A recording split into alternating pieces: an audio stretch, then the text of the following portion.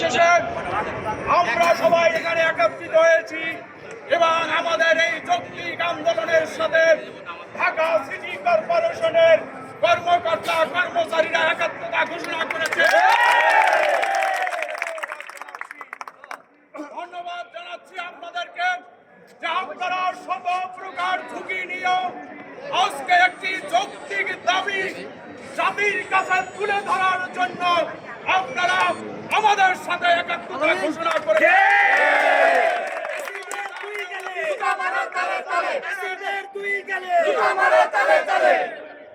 জনতার মেয়র ঈশ্বর সাহেবের পক্ষ থেকে আর এই আন্দোলনের সমন্বয়ক অসুর সাহেবের পক্ষ থেকে আপনাদেরকে জানাচ্ছি ধন্যবাদ, ধন্যবাদ, ধন্যবাদ।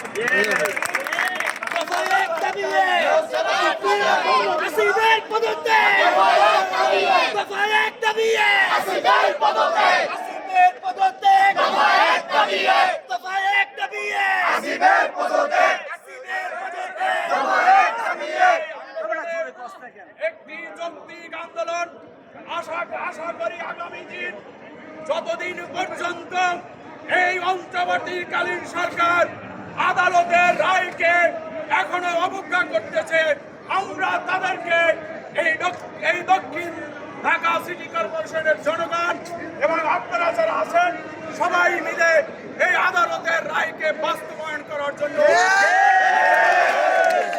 রাজপথে ছিলাম, রাজপথে থাকবো, দাবি আদায় করি, তারপর আমরা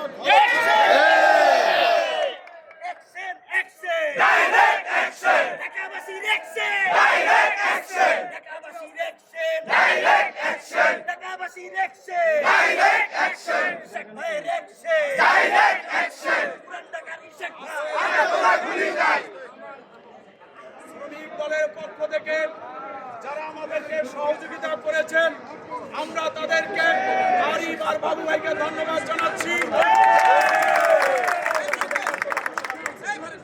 আগামী দিনের কর্মসূচি হলো এই সিটি কর্পোরেশনে কোনো কার্যক্রম চলবে না। আর আমরা যারা আছি নাগরিক বৃন্দ আমরা সিটি কর্পোরেশনের সামনে অবস্থান নিব এবং বিক্ষোভ মিছিল করব, এভাবে আমরা চালিয়ে যাব।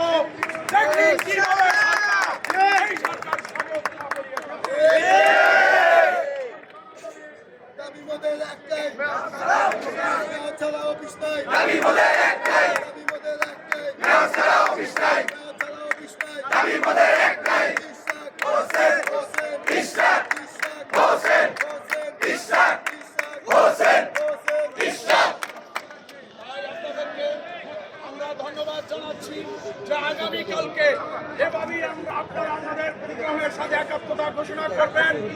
আর একটা বিষয়, বারবার একটা বিষয় আমাদেরকে বলতেছে যে সিটি কর্পোরেশনের তালা, এই তালা কিন্তু আমরা আন্দোলনকারীরা দেই নাই, এ তালা দিয়েছে এখানের কর্মকর্তারা তাদের সেফটির জন্য। আমরা কেউ এ বিষয়ে আমরা অবগত নই। আমরা সাংবাদিক ভাইদেরকে জানাতে চাই যে এই তালা দিয়েছে সিটি কর্পোরেশনের কর্মকর্তা কর্মচারীরা, এটার দায় আন্দোলনকারীদের নয়। আগামী দিনে আশা করি এই আন্দোলনে আবার আপনারা শরীক হবেন। আজকে শরীক হওয়ার জন্য সকলকে ধন্যবাদ জানাচ্ছি। দেখা হবে রাজপথে, বিজয়ের মাধ্যমে ইনশাআল্লাহ আমরা ঘরে ফিরে